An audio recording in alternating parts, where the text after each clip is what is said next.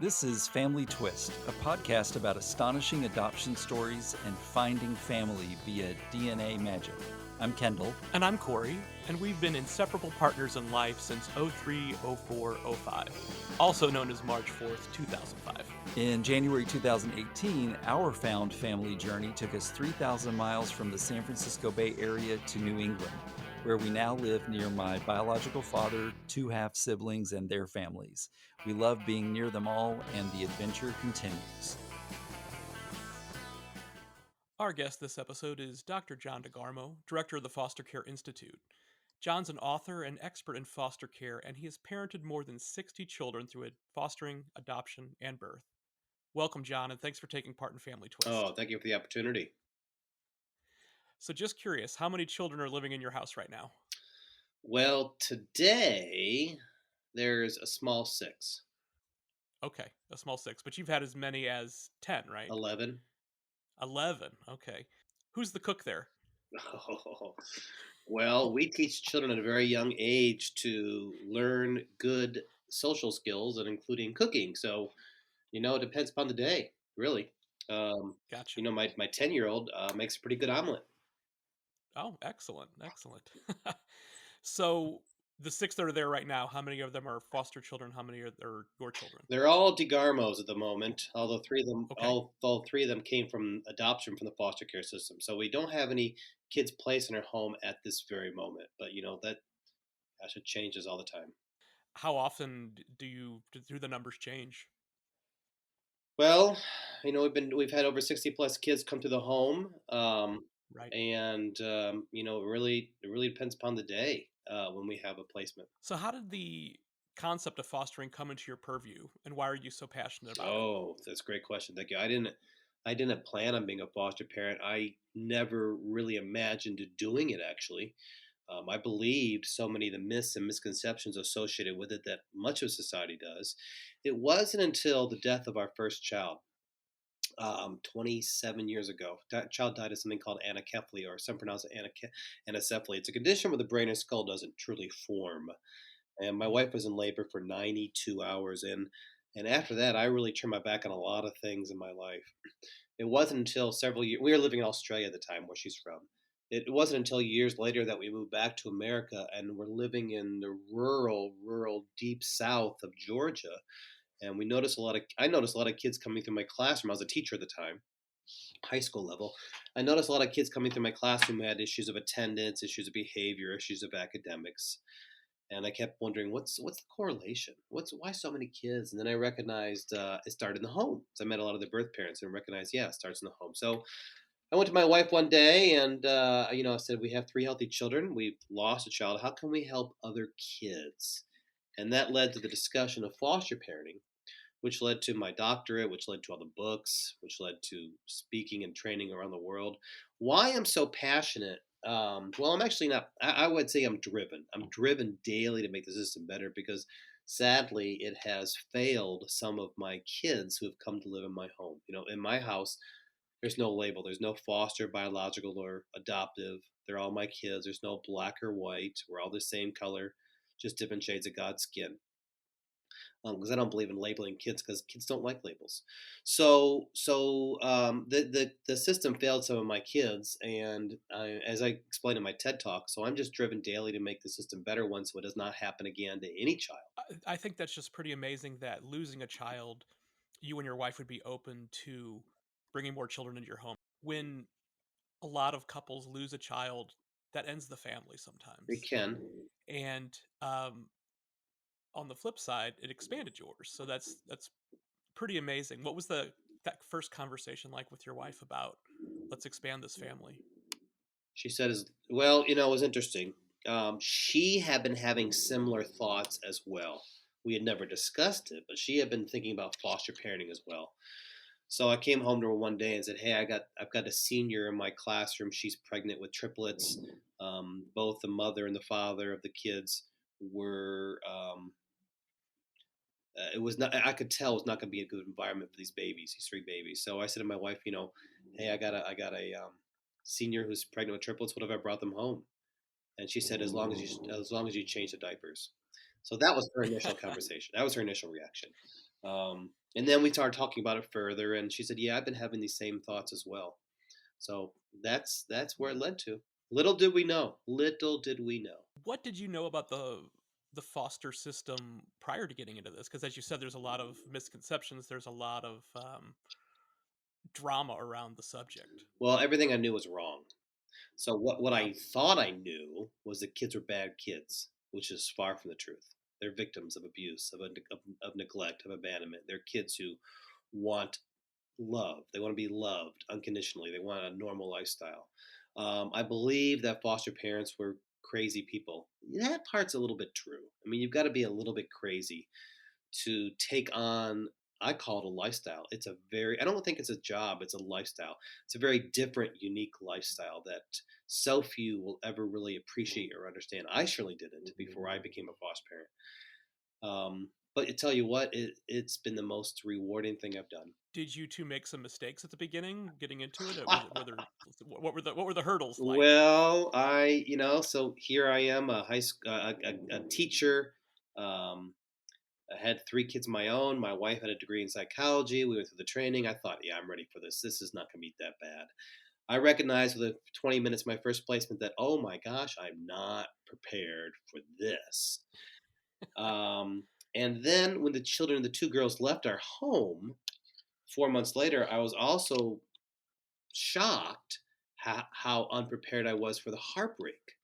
Yeah. I've been told it was going to happen, through the training, but I was not prepared for the gaping hole in my heart, and the feelings of grief and loss that I experienced as well as my wife.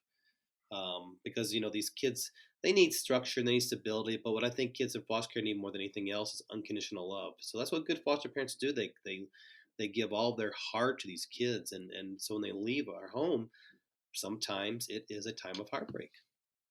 Yeah. What was that first round experience like for your 3 kids that were already there? They loved it. My kids have Yeah. loved. I wouldn't say they've loved the entire 20 years of doing it, but for the most part, they've really. I think they have been thoroughly enriched. Now, while my children may never ever be foster parents, I strongly believe that all 6 of my kids are going to lead a life of serving others in some way because they have lived the lifestyle of having kids come to their home who have suffered suffered tremendous abuse, neglect, abandonment, Mm. and they've seen it firsthand, and they have come to love these kids as their siblings, if you will. These are family members. So while there have been difficult times and difficult moments, I think overall my kids have tremendously benefited from it. They have seen firsthand what abuse looks like, what a bullying looks like, what abandonment looks like, and they have become much more compassionate towards others. They're much more eager to help others than I think a lot of their peers. What was the process like of, you're bringing children into your home and you're doing the right thing, but what was the process like of like, okay, well, I can be an advocate for this. I can be a voice for the foster program. I can write books. I can go start speaking. So I was doing my doctorate, and at the time I thought I was going to do it in administration in school when I first started out. And then I thought, you know what, I don't want to do this. I want to focus more on kids in foster care because at the time, as I was teaching, I recognized that my fellow teachers um, and administrators did not really understand the foster care system. And as a result, 55% of kids who drop out of school, or I'm sorry, 55% of kids who age out of foster care drop out of school, and they're 18 months behind academically. And that's because they slip through the cracks because teachers and schools really don't know how to address or even recognize the challenges that kids in foster care face that are very unique to them. So my dissertation was on how do you bring together teachers, foster parents, caseworkers to help these kids and address the situation and provide them the support services so they don't slump through the cracks. And when I finished the dissertation, I thought, you know what, I'm loving writing. Maybe I could write a book about foster care, and it just led to another one and another one: the foster parenting manual, the foster care survival guide, keeping foster kids safe online, et cetera, et cetera. And then I started doing a lot of speaking and a lot of training, and it just one thing led to another. again, it was certainly a journey or an adventure that I never anticipated, So it's challenging for me to imagine, 11 kids in a house at one including time. 7 in What are diapers. what do, what does that look like? Chaos. Um, it looks like it looks like a couple different things. It looks like a lot of laughter. It looks like a lot of exhaustion. It looks like a very structured environment because when you have that many kids, you've got to have structure. You've got to have structure. It's a lot of my wife and I relying upon each other. It looks like a lot of laundry. Holy cow! Um, and again, a lot of laughter, but again, a lot of tears too, because in truth, even though I can provide the most loving, safe, stable environment and a lot of opportunities, goodness, how many kids have I taken to Disney World over the years? At the end of the day, these kids don't want to be in my home when they first placed there because we're strangers. They're scared. They're confused. They're afraid. They questions like, "Why am I here? When do I go home? Will I ever see my mommy and dad again?" Because I'm not their dad. My wife's not their mom. We're strangers to them. So it takes time for them to learn that they're going to be safe and that we're not going to hurt them.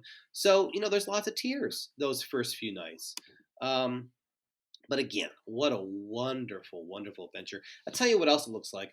At Christmas time, we open up our doors to as many of the kiddos that we've had come through our home and our family. And last year we had 23 kids join our family for a pre-Christmas brunch. So it looks like a lot of love. Yeah, that's great. How did you go about building that structure? Well, my wife and I both were. We tried to have structure for when we were raising our original kids, um, and we tried to wrap them up in a very structured, warm, nurturing, safe environment. And then when the kids start coming to our home from foster care, we recognize, yeah, we can't lapse on any of this. Otherwise, we could quickly become burned out, become exhausted, become worn out, or maybe suffer from something known as secondary traumatic stress or compassion fatigue. So we had to have consistency and structure. Otherwise, when you got 11 kids in the house and only 2 adults, you want to make sure that the kids don't outnumber the adults in regards to parenting. So yeah. Right. And I imagine that you have to be like therapist has got to be a big role for you and your wife. You have because as these kids are coming in probably traumatized in a lot of situations. Oh, absolutely. They're all traumatized in some way. You can put aside all the abuse and neglect they've experienced beforehand. When they're placed into my home or any foster parent's home, that is a time of trauma and anxiety there. Again, they're taken away from everything they know, including their mom and dad and maybe even the siblings, and it could be tremendously horrific abuse. Nevertheless, that's their norm. That's what they know, and suddenly, without an explanation, many times they're placed into a home of strangers and told, here's your new house, here's your new family. And those kids have those questions. Did I do something wrong? Is it my fault? Will I see mommy and daddy again? Who are these people? Will they hurt me? So um, that is traumatic unto itself. How often have the children that have come through your home been have gone back to their families, their parents? The vast majority. The end goal of foster care is always reunification. And Yeah. 50% of kids in foster care are reunified. Of that 50%, sadly, 20 to 30% go back into care because they were abused or abandoned or neglected or experienced additional trauma and they were reunified with their family members for whatever reason it might be. So most of our kids have gone back to their family members. Some have aged out or transitioned out of the system. A couple have been adopted by others. Um, and we try to stay in contact with as many of them as we possibly can. What is the process like of when a child ages out, and what are you able to do? What have you been able to do for the kids who have aged out of the system? Well, in my home, as I said earlier, they're my family. So Yeah. when they age out of the system, we help them get jobs, help them go to college, help them get apartments. that kind of thing, and continue to stay involved in their life. I'm thinking right now specifically of one who came to our house at 17 years of age, who had suffered tremendous abuse from so many families that adopted her. I'm not going to go into details. It's in my book, Fostering Love. And when she transitioned out, we helped her get into college, and now she's working for child welfare agency. And my wife and I are grandparents to her kids, and she's married to a wonderful man. Um, very much part of our family. So that's kind of what happens. That's not that doesn't happen with every child, though. To be sure, as I said earlier, 55% drop out of school, 65% end up homeless, 75% end up incarcerated, and for so many girls, the system starts over again with their children. What are the biggest challenges right now with the system in general, and what can be done to turn things around?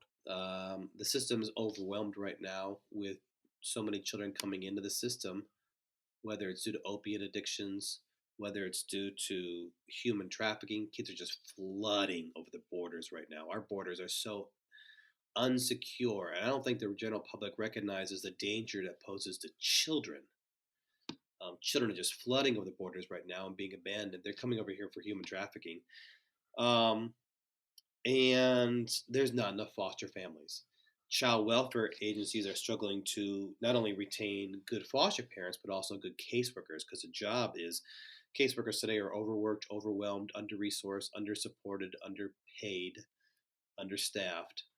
Um, and then what we did as a society during COVID to these kids and these foster parents also places a term additional burden on the system. For in 2020 and 2021, when we decided to send the kids home from school, um, which we're learning now was a huge mistake, but I was saying it from the forefront. This is not a good idea because you have 5 million children who experience domestic violence every single year in our nation in their homes. So for these kids, school is their safe space. For these kids, they're getting 2 meals a day, and school is the only place they're not getting abused, not getting raped, not getting hurt. And we lock them up at home with their abuser. Child welfare workers were not able to go visit them because of social distancing and all of that. So the abuse only worsened. In addition, foster parents were at home with these kids from foster care, and the children in care were no longer getting the support services they needed at school. They were no longer getting the professional therapy or counseling sessions they needed. They're no longer getting visitations, and their anxiety levels were through the roof. Well, foster parents were saying to me, hey, I'm not a teacher. I can't help these kids. I'm not a therapist. I can't help these kids. I can't do visitations virtually online 5 days a week. I need help. Well, caseworkers were not able to visit their foster parents. As a result, foster parents were not getting the help they needed, so a lot of foster parents quit. So it was a really, really difficult time for the system, and we're paying for it now, if you will. Again, the system's overwhelmed with kids coming in. There's not enough foster parents, and many states are looking for more caseworkers. So it's a challenging time. We don't really hear a lot about this No, of course we in don't, the because media. it's not part of our narrative. Foster care and human trafficking are things that we don't want to discuss. I call human trafficking America's ugly secret because no one wants to address it because it makes them feel uncomfortable. Same with child abuse. As I said earlier, 5 million children experience child abuse or domestic violence in their house every single year. But we don't want to address this as a society because it makes us feel uncomfortable, even though all of this happens in every single community in our nation.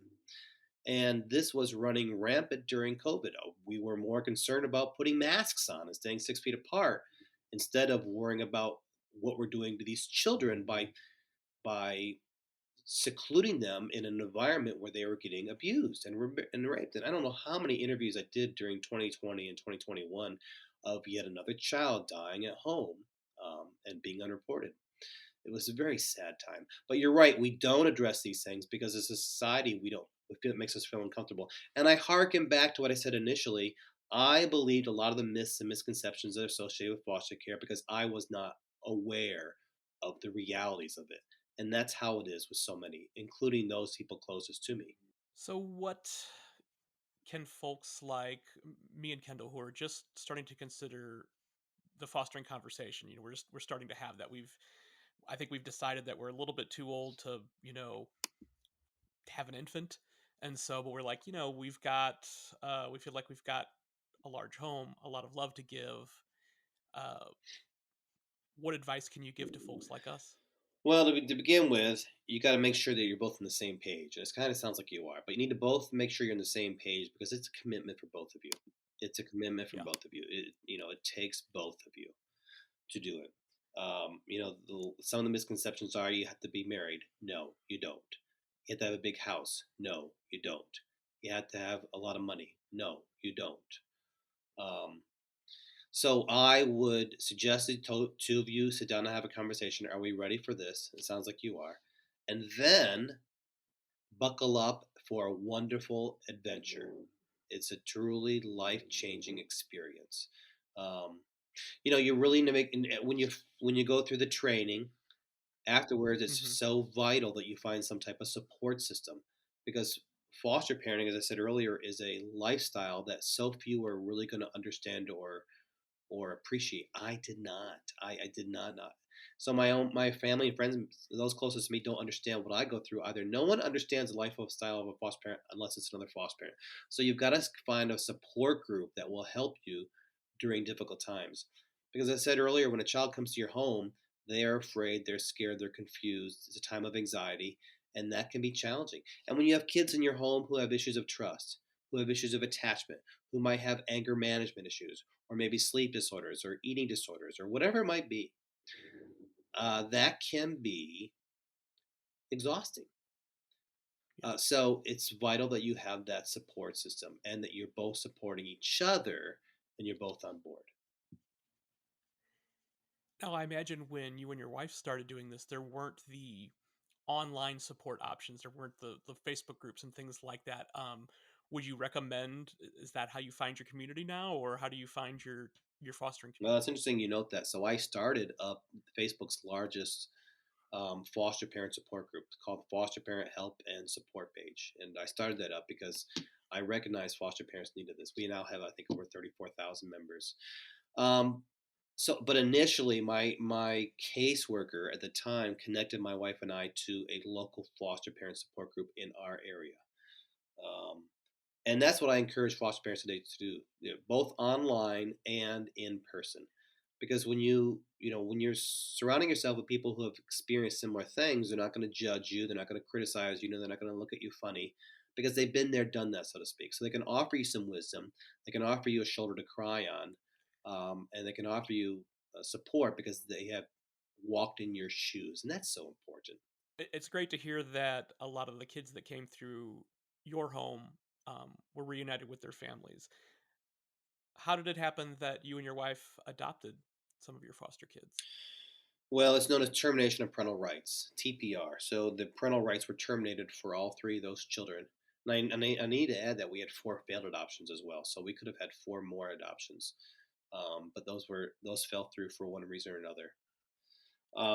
And my TED talk is one of them. Very tragic situation, actually. Very horrible situation. But the parental rights were terminated for those three children, and we were able to adopt them. Now, I will say, and I write about that in some of my books, it was not an easy process. We had to fight. We had to fight for Yeah. those children. Fight the system, fight the families? Fight the system. One of Yeah. the girls was going to go to um, one of the girls was going to go to her mother's friend. Now, her mother's friend um, was 23 at the time and dating a 46-year-old man. The 46-year-old man had two other children, and both of them were in jail. The 46-year-old man had been in and out of jail himself. And I said to the system, hey, this is not the best interest of the child. This is not the best interest of the child. I'm going to go to somebody completely unrelated to them. A girl's dating a man who could be her father, and it was an awful situation. And we had some similar situations to the other ones as well. So I became that mama bear who fought for her cubs, if you will. Is there light at the end of the tunnel? Are there things that you're starting to see change? Is the system improving? Is it, is it flatlining? What's happening? Well, that's a good question. So there are 50 different states, which means there's 50 different ways of doing foster care because every state has its own um, system. So that means there's 50 different ways of doing foster care, 50 different policies and procedures, and every state has its own agencies, and every agency has their own different policies and procedures as well. So that means there's so many different ways of doing foster care. Some do it better than others. Is there light at the end of the tunnel? Yes, I believe that there is. There's more advocates out there fighting for the system. It's been wonderful watching faith-based organizations step up and recognize, hey, we have a place at this table as well. I work with a lot of churches of all denominations and all faiths, and they recognize there's a mission field in their community. We don't have to go to Honduras or Nicaragua or Mexico, and I've done that. It's been wonderful. But there's a mission field in our own community, usually a mission within a mile of each church or faith-based group. So a lot of churches are recognizing, hey, we have a part to play in this as well, and that's kind of turning the tide. Because churches are able to provide meals or clothing or support services or hygiene items or school supplies, mentors, that kind of thing, which the system necessarily can't provide. So that's been very promising. What about getting the message further out there in the media so people are starting to talk about it? It's yeah, it can be an uncomfortable subject, but what's the message out there that would really start to bring people together and understanding this Well, process? that's why I wrote some of my books. That's why I did my TED Talk, to bring awareness. Um, and that's why I do a lot of media, a lot of podcasts, lots of TV, lots of articles, because I believe that while not everybody can be a foster parent, I firmly believe everybody can help in some way.